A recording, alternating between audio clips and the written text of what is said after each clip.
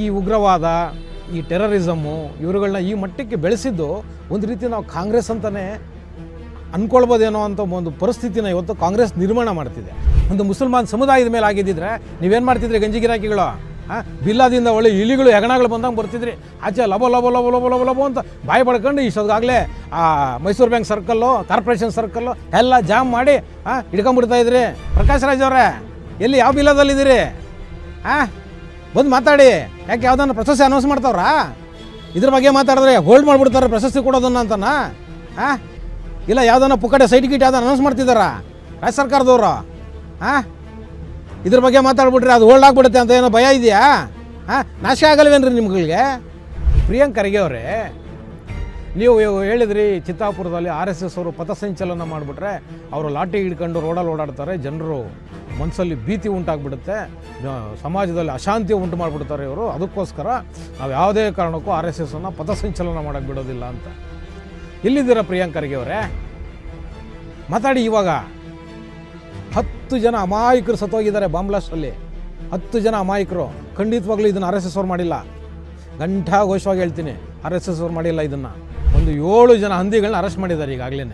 ಹೌದು ವೀಕ್ಷಕರೇ, ಒಂದು 7 ಜನ ಹಂದಿಗಳನ್ನ ಗುಜರಾತು, ಹರಿಯಾಣ, ದಿಲ್ಲಿ, ಜಮ್ಮು ಕಾಶ್ಮೀರ ಮತ್ತು ಹೈದರಾಬಾದ್ ಸೇರಿಕೊಂಡು ಒಂದು 7 ಜನರನ್ನ ಈಗಾಗಲೇ ಅರೆಸ್ಟ್ ಮಾಡಿ NIA ಅವರು ತನಿಖೆ ಮಾಡ್ತಿದ್ದಾರೆ. 3000 kgವರೆಗೂ ಸ್ಫೋಟಕಗಳನ್ನ ವಶಪಡಿಸ್ಕೊಂಡಿದ್ದಾರೆ. ಮತ್ತು AK-47 ರೈಫಲ್ಗಳನ್ನ ವಶಕ್ಕೆ ತಗೊಂಡಿದ್ದಾರೆ, ಪಿಸ್ತೂಲ್ಗಳನ್ನ ವಶಕ್ಕೆ ತಗೊಂಡಿದ್ದಾರೆ. ಇದರ ಬೆನ್ನಲ್ಲೇ ನಿನ್ನೆ ಸಂಜೆ ದೆಹಲಿನಲ್ಲಿ ಈ ಒಂದು ಕೃತ್ಯನ ಮಾಡಿಬಿಟ್ಟಿದ್ದಾರೆ. ಲಕ್ಷಾಂತರ ಹೆಣಗಳು, ಹಿಂದೂ ಹೆಣಗಳು ಪಾಕಿಸ್ತಾನದ ಕರಾಚಿಯಿಂದ ದಿಲ್ಲಿಗೆ ಬರ್ತಿದ್ರೆ ನೀವೇನ್ರಿ ಮಾಡಿದ್ರಿ? ಆ ಹೆಣಗಳನ್ನ ಮುಂದೆ ಇಟ್ಕೊಂಡು ಹಿಂದೂಗಳಿಗೆ ಸಮಾಧಾನ ಮಾಡ್ತಾಯಿದ್ರಿ. ಆದರೆ ಮುಸಲ್ಮಾನರಿಗೆ ಏನೂ ಹೇಳಿಲ್ಲ ನೀವು. ಹೌದು, ಮುಸಲ್ಮಾನರಿಗೆ ಏನೂ ಹೇಳಿಲ್ಲ ನೀವು.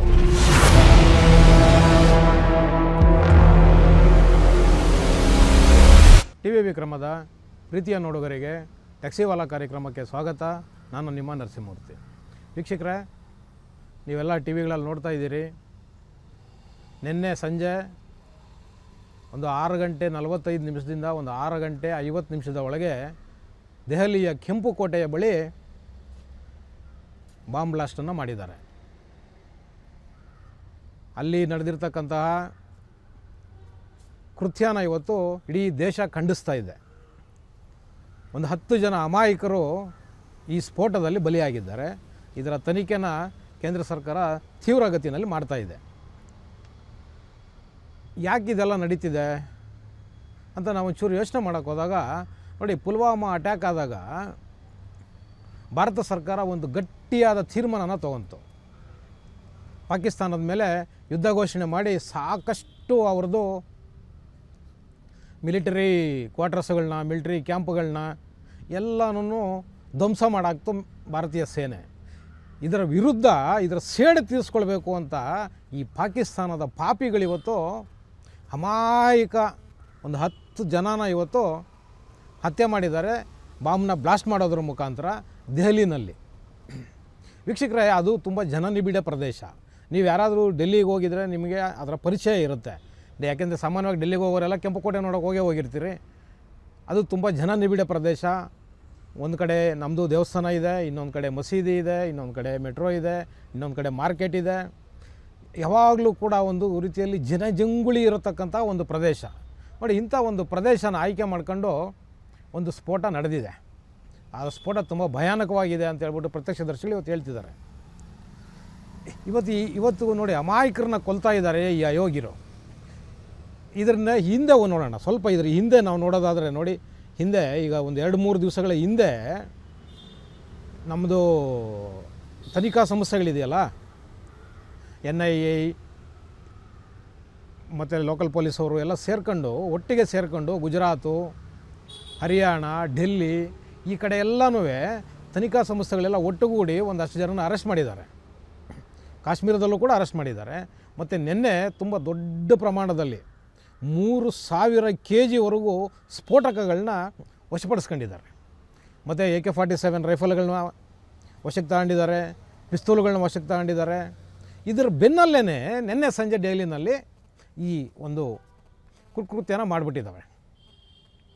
ಇದನ್ನು ನಾವು ಡಾಟ್ಸ್ನ ಕಲೆಕ್ಟ್ ಮಾಡ್ಕೊತ ಹೋದರೆ ಎಲ್ಲೋ ಒಂದು ಕಡೆ ಇದಕ್ಕೆ ಲಿಂಕ್ ಆಗುತ್ತೆ. ಏನಕ್ಕೆ ಅಂದರೆ ನೆನ್ನೆ ಬೆಳಗ್ಗೆ ತಾನೇ ಒಂದು 3,000 kg ಸ್ಫೋಟಕಗಳನ್ನ NIAದವರು ವಶಪಡಿಸ್ಕೊತಾರೆ. ಅದಾಗಿದ್ದು ಸಾಯಂಕಾಲನೇ ಡೆಲ್ಲಿನಲ್ಲಿ ಬ್ಲಾಸ್ಟ್ ಆಗುತ್ತೆ.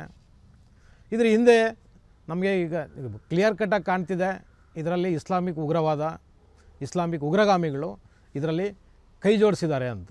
ವೀಕ್ಷಕರೇ, ಇವ್ರು ಯಾರು ಹೊರಗಡೆಯಿಂದ ಬಂದವರಲ್ಲ. ಈಗ ಏನು ಒಂದು 7 ಜನ ಹಂದಿಗಳನ್ನ ಅರೆಸ್ಟ್ ಮಾಡಿದ್ದಾರೆ ಈಗಾಗಲೇ. ಹೌದು ವೀಕ್ಷಕರೇ, ಒಂದು 7 ಜನ ಹಂದಿಗಳನ್ನ ಗುಜರಾತು, ಹರಿಯಾಣ, ದಿಲ್ಲಿ, ಜಮ್ಮು ಕಾಶ್ಮೀರ ಮತ್ತು ಹೈದರಾಬಾದ್ ಸೇರಿಕೊಂಡು ಒಂದು 7 ಜನರನ್ನ ಈಗಾಗಲೇ ಅರೆಸ್ಟ್ ಮಾಡಿ NIAನವರು ತನಿಖೆ ಮಾಡ್ತಿದ್ದಾರೆ. ಇವರೆಲ್ಲ ಯಾರು? ನಮ್ಮ ಕಾಂಗ್ರೆಸ್ನವರು ತುಂಬ ಅವ್ರದ್ದು ಒಂದು ಸ್ಟ್ಯಾಂಡರ್ಡ್ ಸ್ಟೇಟ್ಮೆಂಟ್ ಇದೆ. ಎಲ್ಲೇ ಮುಸಲ್ಮಾನರು ದಾಳಿ ಮಾಡಿದಾಗ, ಈ ಥರ ಬಾಂಬ್ ಬ್ಲಾಸ್ಟ್ಗಳಾದಾಗ ಅವ್ರು ಹೇಳೋದು ಒಂದೇ, ಸಮಾಜದ ಮುಂದೆ ಬಂದು ನಿಂತ್ಕೊಂಡು ಅವ್ರು ಹೇಳೋದು ಒಂದೇ.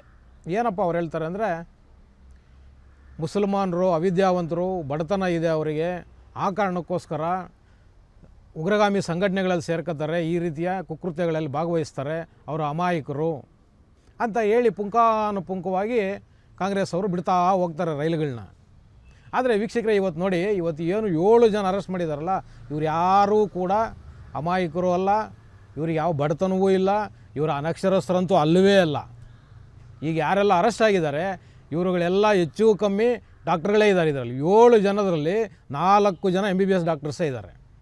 ಅದರಲ್ಲೂ ಒಬ್ಬರಂತೂ ಯಾವುದೋ ಒಂದು ಆಸ್ಪತ್ರೆ, ಯಾವುದೋ ಒಂದು ಮೆಡಿಕಲ್ ಕಾಲೇಜಲ್ಲಿ ಕೆಲಸ ಮಾಡೋ ಅಂಥವರೇ ಇದ್ದಾರೆ.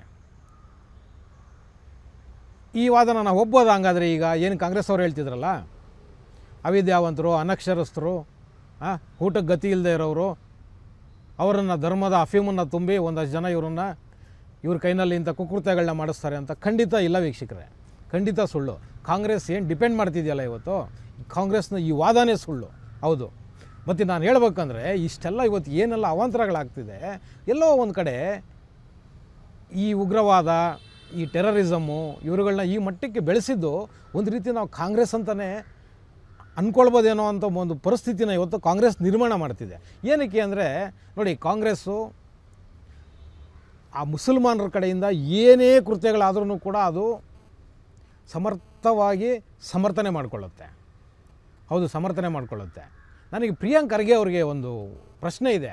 ಪ್ರಿಯಾಂಕ್ ಖರ್ಗೆ ಅವರೇ, ನೀವು ಹೇಳಿದ್ರಿ ಚಿತ್ತಾಪುರದಲ್ಲಿ RSS ಅವರು ಪಥಸಂಚಲನ ಮಾಡಿಬಿಟ್ರೆ ಅವರು ಲಾಠಿ ಹಿಡ್ಕೊಂಡು ರೋಡಲ್ಲಿ ಓಡಾಡ್ತಾರೆ, ಜನರು ಮನಸ್ಸಲ್ಲಿ ಭೀತಿ ಉಂಟಾಗ್ಬಿಡುತ್ತೆ, ಸಮಾಜದಲ್ಲಿ ಅಶಾಂತಿ ಉಂಟು ಮಾಡಿಬಿಡ್ತಾರೆ ಇವರು, ಅದಕ್ಕೋಸ್ಕರ ನಾವು ಯಾವುದೇ ಕಾರಣಕ್ಕೂ RSSನ್ನು ಪಥಸಂಚಲನ ಮಾಡೋಕ್ಕೆ ಬಿಡೋದಿಲ್ಲ ಅಂತ. ಎಲ್ಲಿದ್ದೀರಾ ಪ್ರಿಯಾಂಕ್ ಖರ್ಗೆ ಅವರೇ? ಮಾತಾಡಿ. ಇವಾಗ 10 ಜನ ಅಮಾಯಕರು ಸತ್ತೋಗಿದ್ದಾರೆ ಬಾಂಬ್ ಬ್ಲಾಸ್ಟಲ್ಲಿ. 10 ಜನ ಅಮಾಯಕರು. ಖಂಡಿತವಾಗ್ಲೂ ಇದನ್ನು RSS ಅವ್ರು ಮಾಡಿಲ್ಲ. ಘಂಟಾಘೋಷವಾಗಿ ಹೇಳ್ತೀನಿ, RSS ಅವ್ರು ಮಾಡಿಲ್ಲ ಇದನ್ನು. ಹಂಗಾದ್ರೆ ಯಾರು ಮಾಡಿದ್ರು? ಉತ್ತರ ಕೊಡ್ಬೇಕಲ್ವ ನೀವು ಪ್ರಿಯಾಂಕ ಖರ್ಗೆ ಅವರೇ? ಮಾತಾಡಿ. ನೀವು ಎಲ್ಲೋಗಿದ್ದೀರಿ ಗಂಜಿ ಗಿರಾಕಿಗಳೆಲ್ಲನೂ? ಯಾವ ಬಿಲದಲ್ಲಿ ಸೇರ್ಕೊಂಡಿದ್ದೀರಿ ಗಂಜಿ ಗಿರಾಕಿಗಳು? ಮಾತಾಡ್ರಿ. ಅಮಾಯಕರು ಸತ್ತಿದ್ದಾರೆ, ಬಾಂಬ್ ಬ್ಲಾಸ್ಟ್ ಆಗಿದೆ, ಇದರಲ್ಲಿ ಉಗ್ರಗಾಮಿಗಳ ಕೈವಾಡ ಇದೆ ಅಂತ ಈಗಾಗಲೇ ಬರ್ತಾ ಇದ್ದಾವೆ ನ್ಯೂಸುಗಳು. ಮಾತಾಡಿ. ಎಲ್ಲಿ ಗಂಜಿ ಕುಡ್ಕೊಂಡು ಕೂತಿದ್ದೀರಿ? ಯಾವ ಬಿಲದಲ್ಲಿ ಸೇರ್ಕೊಂಡಿದ್ದೀರಿ? ಎದ್ದು ಬರ್ರಿ ಮಾತಾಡ್ರಿ. ಈಗ ಯಾಕೆ ಮಾತಾಡೋದು? ಗಂಟ್ಲಿಲ್ವಾ? ಈಗ ಬಾಯಿ ಇಲ್ವಾ? ಗಂಟ್ಲೇನು ಒಣಗೋಗಿದೆಯಾ? ಮಾತಾಡ್ಬೇಕಲ್ವ? ಈಗ ಸತ್ತಿರೋರೇ ನಿಮ್ಮನೆ ಮಕ್ಕಳಲ್ವಲ್ಲ, ಯಾರ್ದೋ ಕಂಡೋರ ಮನೆ ಮಕ್ಕಳು ಅಮಾಯಕರು ಸತ್ತೋಗಿದ್ದಾರೆ. ನಿಮ್ಗೆ ಏನಾಗಬೇಕಾಗಿದೆ ಹೇಳಿ?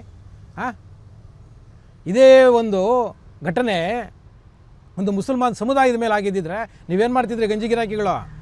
ಬಿಲ್ಲಾದಿಂದ ಒಳ್ಳೆ ಇಲಿಗಳು ಹೆಗಣಗಳು ಬಂದಂಗೆ ಬರ್ತಿದ್ರಿ. ಆಚೆ ಲಬೋ ಲಬೋ ಲಬೋ ಲಬೋ ಲಬೋ ಲಬೋ ಅಂತ ಬಾಯಿ ಪಡ್ಕೊಂಡು ಇಷ್ಟೊತ್ತಾಗಲೇ Mysuru bank circle, corporation circle ಎಲ್ಲ ಜಾಮ್ ಮಾಡಿ ಹಿಡ್ಕೊಂಬಿಡ್ತಾಯಿದ್ರಿ ಪ್ಲಕಾರ್ಡ್ಗಳನ್ನ. ಸಂವಿಧಾನದ ಕಗ್ಗೊಲೆ, ಸಂವಿಧಾನದ ಕಗ್ಗೊಲೆ, ಕಾನ್ಸ್ಟಿಟ್ಯೂಷನ್ ಕ್ರೈಸಿಸ್ ಅಂತ ನಿಂತ್ಕೊಂಡ್ಬಿಡ್ತಿದ್ರಿ. ಈಗೆಲ್ಲಿದ್ದೀರಿ? ಬರ್ರಿ ಆಚೆಗೆ. ಪ್ರಕಾಶ್ ರಾಜ್ ಅವರೇ, ಎಲ್ಲಿ ಕೂತಿದ್ದೀರಿ? ಯಾವ ಬಿಲಾದಲ್ಲಿ ಅಡಗಿದ್ದೀರಿ? ಬರ್ರಿ ಆಚೆ. ಪ್ರಕಾಶ್ ರಾಜ್ ಅವರೇ, ಎಲ್ಲಿ ಯಾವ ಬಿಲಾದಲ್ಲಿದ್ದೀರಿ? ಬಂದು ಮಾತಾಡಿ. ಯಾಕೆ ಯಾವುದನ್ನು ಪ್ರಶಸ್ತಿ ಅನೌನ್ಸ್ ಮಾಡ್ತಾವ್ರಾ?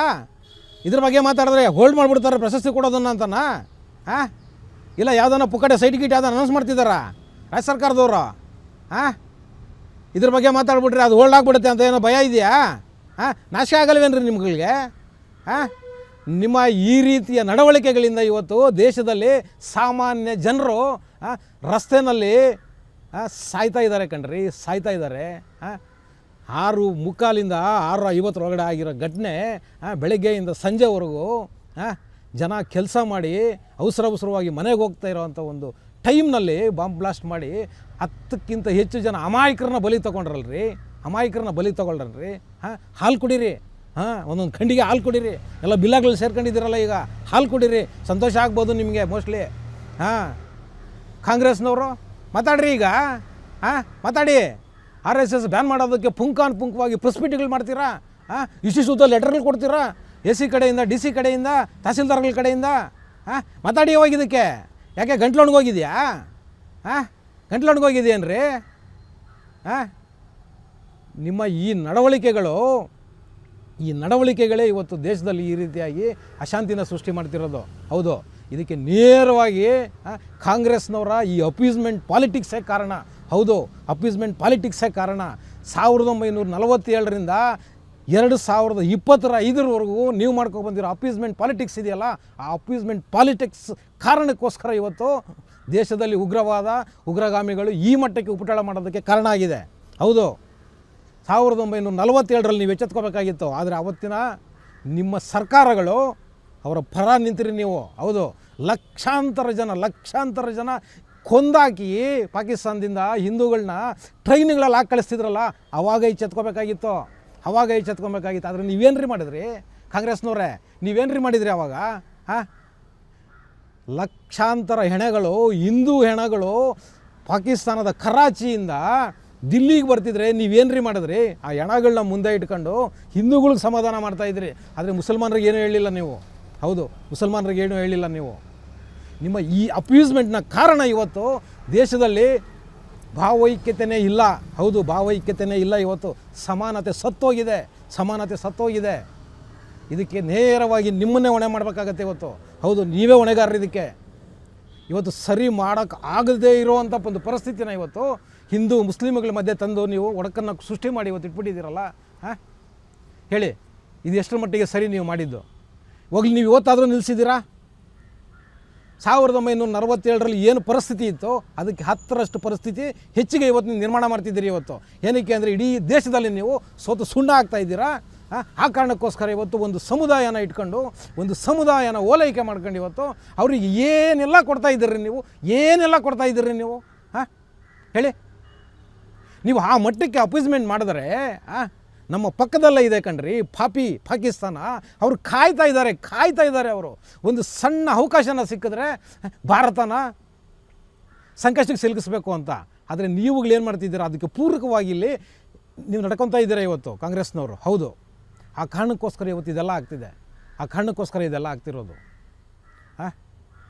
ನೀವು ಹಿಂದೂಗಳಿಗೆ ನಿರ್ಬಂಧಗಳಾಗ್ತೀರಿ, ಮುಸಲ್ಮಾನರಿಗೆ ಯಾವ ನಿರ್ಬಂಧಗಳು ಇಲ್ಲ. ಏರ್ಪೋರ್ಟಲ್ಲಿ ಅವರು ನಮಾಜ್ ಮಾಡೋಕ್ಕೆ ಬಿಡ್ತಿದ್ದೀರಿ. ಒಂದು ಪಥಸಂಚಲನ RSS ಮಾಡುತ್ತೆ ಅಂದರೆ ನೀವು ಪರ್ಮಿಷನ್ ಕೊಡಲ್ಲ ಅಂತೀರಿ. ಯಾಕ್ರಿ ಈ ಧೋರಣೆ? ಬರೀ ಏನು ಹಿಂದೂಗಳಿಗೆ ಉಪದೇಶ ಮಾಡೋದು ಗುತ್ತಿಗೆ ತಗೊಂಬಿಟ್ಟವ್ರು ಇವ್ರುಗಳು. ಬರೀ ನಮಗೆ ಬುದ್ಧಿವಾದ ಇವ್ರು ಹೇಳೋದು. ಗುತ್ತಿಗೆ ತಗೊಂಬಿಟ್ಟಿದ್ದಾರೆ ಇವರು. ನೋಡಿ, ಇವತ್ತು ನೀವು ಯಾವುದೇ ಧರ್ಮ ತೊಗೊಳ್ಳಿ, ಮುಸಲ್ಮಾನರು ತೊಗೊಳ್ಳಿ, ಕ್ರಿಸ್ತಂದವ್ರು ತೊಗೊಳ್ಳಿ, ಯಾರನ್ನೇ ಬೇರೆ ಯಾವುದೇ ಧರ್ಮಗಳು ತೊಗೊಳ್ಳಿ, ಎಲ್ಲರೂ ಹೇಳೋದು ಬುದ್ಧಿನ ಹಿಂದೂಗಳಿಗೆ ಎಲ್ಲರೂ ಬುದ್ಧಿ ಹೇಳೋದು. ನೀವು ಜಾತ್ಯತೀತವಾಗಿರಿ, ನಮ್ಮದು ಜಾತ್ಯತೀತ ಸಮಾಜ, ಧರ್ಮಾತೀತ ಸಮಾಜ,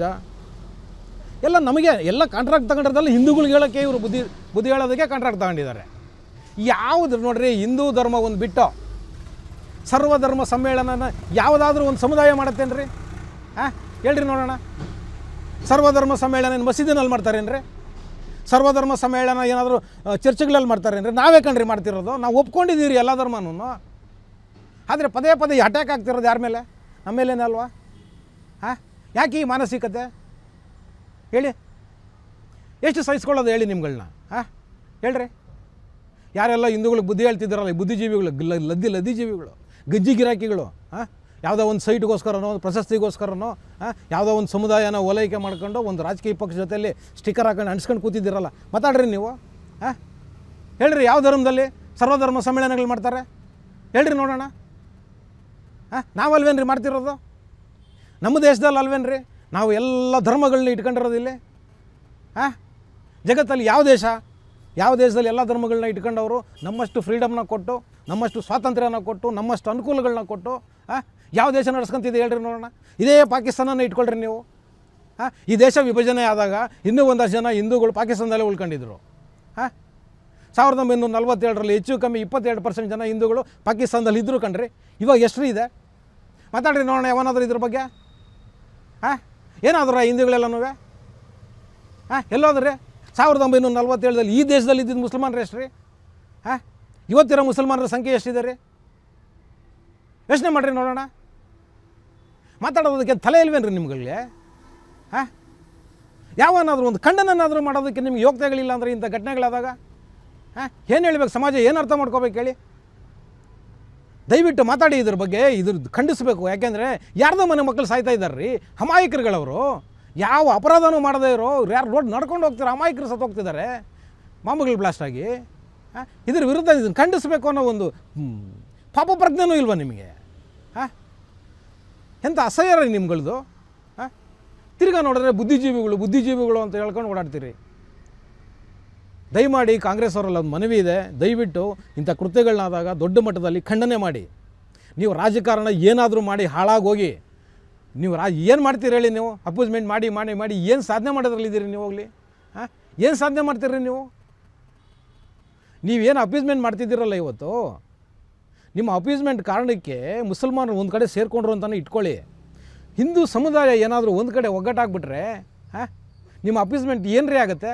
ಎಲ್ರಿ ನಿಲ್ಲತ್ತೆ? ಯೋಚನೆ ಮಾಡಿರಿ. ದಯಮಾಡಿ ಎಲ್ಲರನ್ನೂ ಕೂಡ ಒಟ್ಟಿಗೆ ಕರ್ಕೊಂಡು ಹೋಗುವಂಥ ಪ್ರಯತ್ನನ ಮಾಡಿ, ಅಂಥ ಕಾರ್ಯಕ್ರಮಗಳನ್ನ ರೂಪಿಸಿ. ಅದನ್ನು ಬಿಟ್ಬಿಟ್ಟು ಧರ್ಮಗಳ ಮಧ್ಯೆ ಒಡುಕನ್ನು ಹುಟ್ಟಿಸಿ ಇಂಥ ಹಂದಿಗಳು ಇವತ್ತು ಸಮಾಜದಲ್ಲಿ ಕಂಡು ಕಡೆ ಬಾಂಬುಗಳನ್ನ ಬ್ಲಾಸ್ಟ್ ಮಾಡುವಂಥ ರೀತಿಯಲ್ಲಿ ದಯವಿಟ್ಟು ವಾತಾವರಣನ ಸೃಷ್ಟಿ ಮಾಡಬೇಡಿ. ಸಹಬಾಳ್ವೆ ಇರಲಿ, ಸಹೋದರತ್ವ ಇರಲಿ. ಆದರೆ ಸಹಬಾಳ್ವೆ, ಸಹೋದರತ್ವ, ಜಾತ್ಯತೀತದ ಹೆಸರಲ್ಲಿ ಇವತ್ತು ನೀವುಗಳು ಮಾಡ್ತಿದ್ದೀರಲ್ವಾ, ಬಾ ಬಾ ಬಾ ಬಾ ಬಾ ಬಾ ನಿಮಗೇ ಮೆಚ್ಚಬೇಕದು. ನಿಮಗೇ ಮೆಚ್ಚಬೇಕು. ಮತ್ತು ನಮ್ಮ ವೀಕ್ಷಕರಲ್ಲೂ ಕೂಡ ಮನವಿ, ಇವತ್ತು ಏನು ಡೆಲ್ಲಿನಲ್ಲಿ ಒಂದು 10-12 ಜನ ಮೃತಪಟ್ಟಿದ್ದಾರೆ. ಅವರ ಆತ್ಮಗಳಿಗೆ ಶಾಂತಿ ಸಿಗಲಿ ಅಂತ ನೀವು ಕೂಡ ಬೇಡ್ಕೊಳ್ಳಿ. ನಾನೂ ಕೂಡ ಅಮಾಯಕರು ಸತ್ತಿದ್ದಾರೆ ಇವತ್ತು ಡೆಲ್ಲಿನಲ್ಲಿ. ಆ ಅಮಾಯಕರಿಗೆ, ಅವರ ಆತ್ಮಕ್ಕೆ, ಅವ್ರ ಮನೆಯವರಿಗೆ ಆ ದುಃಖನ ಭರಿಸೋ ಶಕ್ತಿನ ಭಗವಂತ ಕರುಣಿಸ್ಲಿ ಅಂತ ಹೇಳೋದ್ರ ಮುಖಾಂತರ ಇವತ್ತಿನ ಟ್ಯಾಕ್ಸಿವಾಲ ಕಾರ್ಯಕ್ರಮನ ಮುಗಿಸ್ತಾ ಇದ್ದೀನಿ. ಶೇರ್ ಮಾಡಿ, ಸಬ್ಸ್ಕ್ರೈಬ್ ಮಾಡಿ, ಲೈಕ್ ಮಾಡಿ, ಹೆಚ್ಚೆಚ್ಚು ಕಮೆಂಟ್ ಮಾಡೋದರ ಮುಖಾಂತರ ನಮ್ಮನ್ನು ಪ್ರೋತ್ಸಾಹಿಸ್ತೀರಿ. ಟಿವಿ ವಿಕ್ರಮ, ದೇಶ ನಿಮ್ಮ ಕೈಯಲ್ಲಿ. ಈ ಕಾರ್ಯಕ್ರಮ ನಿಮಗೆ ಇಷ್ಟ ಆಗಿದ್ದಲ್ಲಿ ಲೈಕ್, ಶೇರ್ ಹಾಗೂ ಕಮೆಂಟ್ ಮಾಡಿ. ಟಿವಿ ವಿಕ್ರಮದ ಕಾರ್ಯಕ್ರಮಗಳನ್ನು ನಿರಂತರವಾಗಿ ವೀಕ್ಷಿಸಲು ಸಬ್ಸ್ಕ್ರೈಬ್ ಮಾಡಿ, ಬೆಲ್ ಐಕನ್ ಒತ್ತಿ.